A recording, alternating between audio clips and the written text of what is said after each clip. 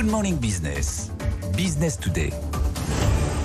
Et oui, on discute plastique depuis lundi à l'UNESCO. Les représentants de 175 nations sont présents pour une session de 5 jours de discussion pour avancer sur un traité pour mettre fin à la pollution du plastique. Bonjour, Suzanne, vous êtes la cofondatrice et présidente de Pandobac. Vous, le plastique, vous en avez fait une mission, la réutilisation. Qu'est-ce que vous attendez de ces grandes discussions à l'ONU? Vous regardez ça en tant qu'industriel, vous regardez ça de loin en disant peu importe, nous on avance, ou vraiment il faut une décision, un consensus, une décision contraignante? Alors, je regarde de ça assez près. Pourquoi ? Parce que forcément, plein de pays qui se rassemblent ensemble pour décider, alors potentiellement, d'une politique de réduction du plastique dans le monde, c'est essentiel. Après, j'en attends, j'ai assez peu d'espoir que ça aboutisse à vraiment un traité où tout le monde sera d'accord et qui sera ambitieux. On voit qu'il y a 2 coalitions déjà qui sont plutôt pour la réduction sur le côté ambitieux et l'autre sur le côté améliorons le recyclage. Il faut vraiment avoir les deux de toute façon. Hein. Donc voilà, je regarde, mais moi je continue effectivement ce que je fais parce que j'y crois. Alors justement, il y a les paroles, il y a les actes. On vous avait rencontré à Rungis lors du délocalisation, puisque vous y êtes d'ailleurs incubé là-bas. Vous proposez des emballages réutilisables. On avait parlé de vos clients à l'époque, le Chalet des Îles, Contraste, un étoilé Michelin. Est-ce que ça progresse vraiment? Est-ce que vous avez l'impression que les entreprises, est-ce que d'ailleurs vous avez augmenté votre portefeuille de clients, et est-ce qu'au-delà des paroles, effectivement, vous voyez concrètement au jour le jour des gens qui viennent vous voir parce qu'ils veulent changer la manière dont ils utilisent le plastique? Oui, alors nous, depuis qu'on s'est créé en 2018, clairement, il y a eu un gros changement. Ouais. Surtout à partir de, je dirais, 2020, 2021. En 2018, personne n'en parlait. Hein. Enfin, vraiment, on nous prenait un peu pour des fous.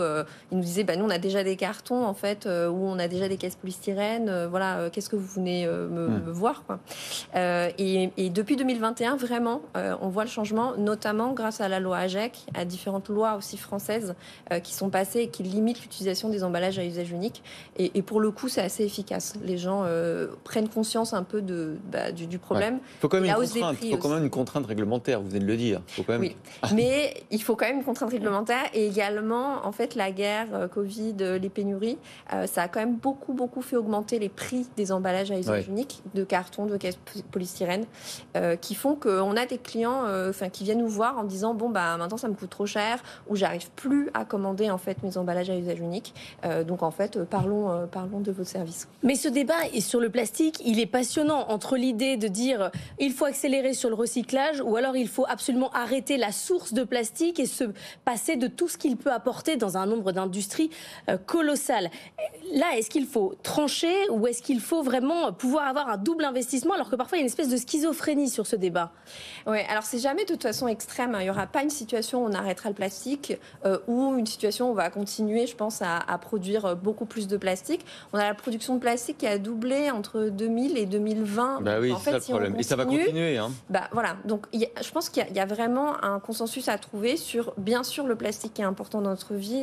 Même nous, on le dit, on n'arrêtera pas le plastique à usage unique, pas complètement en tout cas, mais il faut vraiment le prendre dans l'ordre, le problème. Il faut réduire d'abord ce qu'on peut réduire, parce qu'il y a des choses qui sont inutiles, et ensuite réutiliser ce qu'on peut réutiliser, et enfin améliorer effectivement les taux de collecte, de tri, de recyclage pour...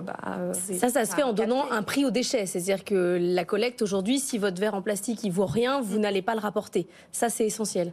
Alors, nous, on ne travaille pas avec de la consigne. C'est un peu ce qu'on appelle la consigne, c'est de dire... Vous les récupérez? Nous, on les récupère, sauf que nous, on n'a pas un système de consigne parce qu'on a un système de suivi des emballages. On sensibilise les gens au rendu et on suit les emballages. Après, pour le consommateur, parce que nous, on travaille que avec les professionnels, donc c'est un peu différent en termes de méthodologie et de façon de voir les choses. Pour le consommateur, effectivement, on doit passer, je pense, en France en tout cas, par un système de consigne, parce qu'on n'a pas ça dans le sang. On a perdu.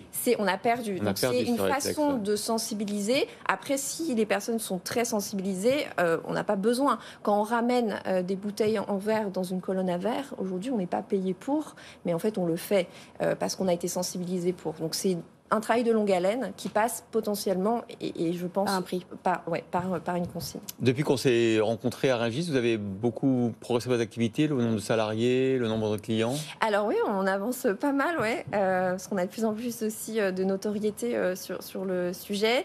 On a... on va dire un tiers de clients en plus par rapport à la dernière fois. Et on est présent dans toute la France aujourd'hui, avec un service au niveau national. Ça a accéléré, j'imagine, sur les marques de fast-food. Alors, nous, vraiment, on est sur la partie emballage professionnel. Et du coup, en fait, c'est tout le monde, quoi. C'est-à-dire qu'une cuisine centrale, elle va recevoir des caisses de tomates. En fait, aujourd'hui, on remplace les cartons, les cagettes de caisses de tomates, les caisses de polystyrène de poisson par des emballages réutilisables. Donc, ça concerne les fast-foods, bien entendu, les restaurants, les cuisines centrales, les supermarchés, les épiceries. Voilà, Pandobac, avec sa cofondatrice et présidente Soo Jang, que nous recevions ce matin.